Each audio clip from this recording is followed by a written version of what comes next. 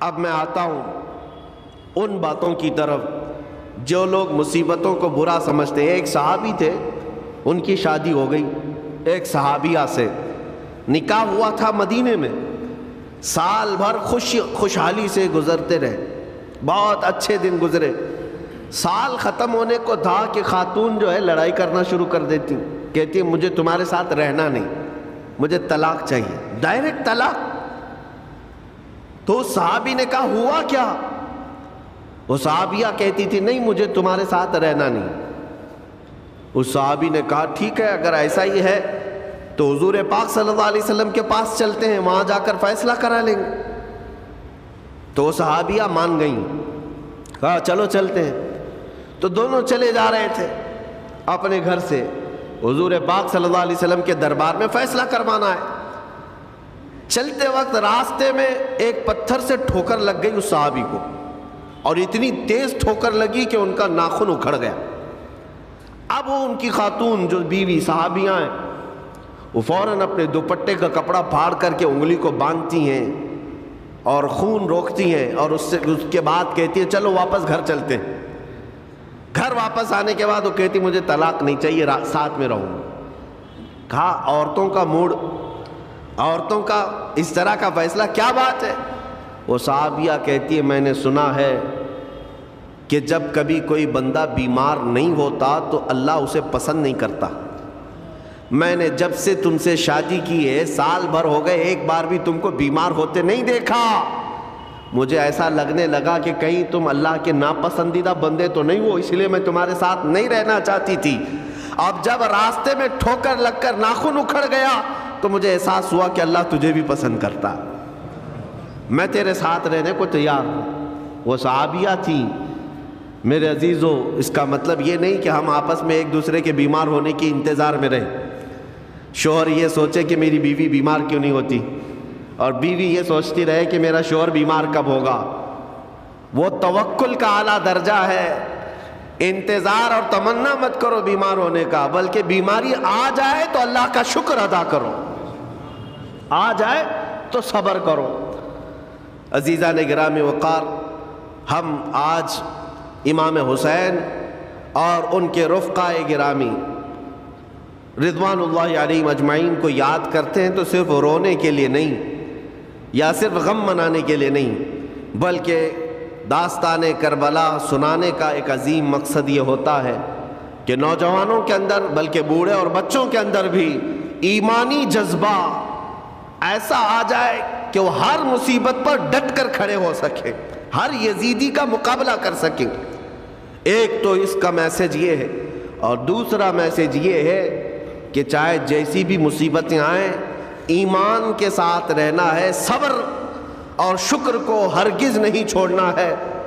مصیبتیں ہمارے پاس اب اتنی بڑی تو نہیں آتی کہ ایک خاندان کے ہی اتنے لوگوں کو کاٹ دیا جائے، ایسی مصیبتیں تو نہیں آئی۔ اب جو کچھ بھی آتی ہیں ہمارے ساتھ وہ مال کی کمی کی، کبھی دکان میں دھندا نہیں چلتا، کبھی بچے کسی کو نہیں ہو رہے ہیں، یا پھر گھر میں کوئی بیمار ہے، کوئی مستقل بیماری آ گئی ہے، یہی تو مصیبتیں ہیں۔ مومن کے لیے یہ قید خانہ ہے، زیادہ آسائش اور آرام کی فکر نہ کرو۔ یہ دنیا مومن کے لیے قید خانہ ہے۔ اسی لیے شاعر نے کیا خوب کہا، جب کسی کا انتقال ہوتا ہے، ایک سچے مومن کا انتقال ہوتا ہے تو لوگ کہتے فلاں مر گیا فلاں مر گیا، تو ایک شاعر نے بہت اچھے انداز سے کہا ہے کہ کون کہتا ہے کہ مومن مر گیا؟ جو سچا مومن ہے اس کے لیے کہہ رہا ہوں۔ وہ شاعر نے کہا کون کہتا ہے کہ مومن مر گیا؟ قید سے چھوٹا وہ اپنے گھر گیا۔ حقیقت تو یہ، قید سے چھوٹا وہ اپنے گھر گیا۔ یہاں دنیا میں زیادہ آسائش، زیادہ آرام کی طلب انسان کو مغرور بنا دیتی ہے، تکبر والا بنا دیتی ہے، گھمنڈی بنا دیتی ہے، اور اللہ تبارک و تعالیٰ کی بارگاہ میں ہمیشہ سر بسجود رہنے والا وہ بندہ ہے جو مصیبتوں میں گھرا رہتا ہے۔ کچھ نہ کچھ مصیبتیں ایسی ہیں جو تمہیں مسجد تک لاتی ہیں، قرآن تک لاتی ہیں، تسبیح تک لاتی ہیں، اور کوئی مصیبت نہ ہو، کوئی تکلیف نہ ہو تو پھر جلدی بندہ اللہ کو بھی یاد نہیں کرتا۔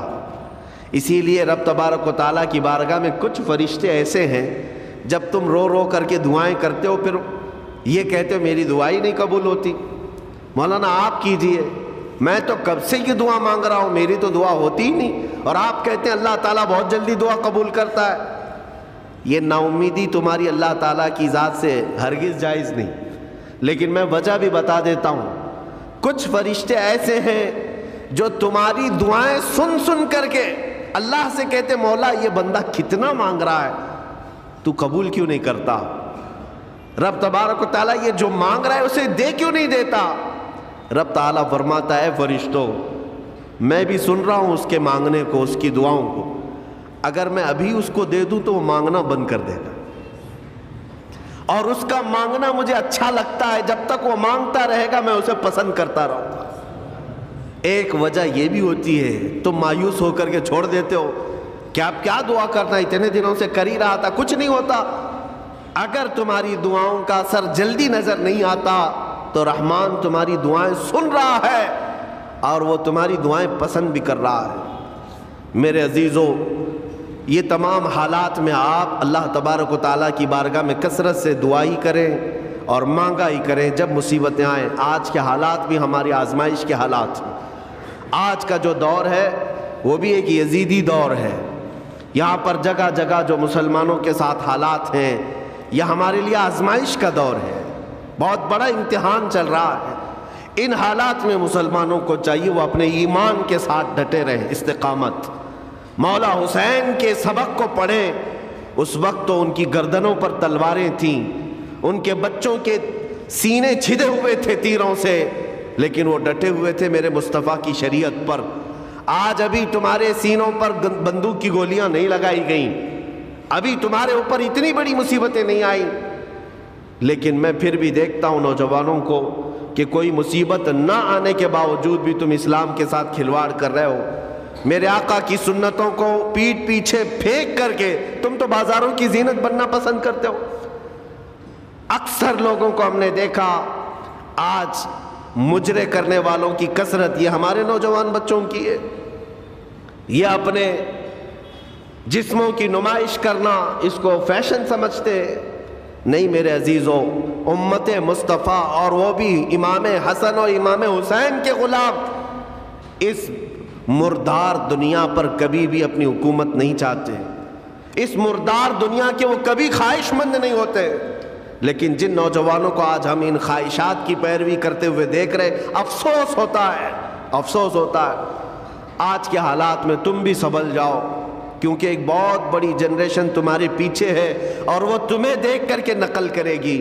اگر آج تمہارا راستہ بگڑ گیا تو یہ جو چھوٹے بچے ہیں وہ بگڑے ہوئے راستے کو ہی اسلام سمجھنے لگ جائیں گے، وہ اسی بگڑے ہوئے راستے کو ہی صحیح راستہ سمجھ بیٹھیں گے۔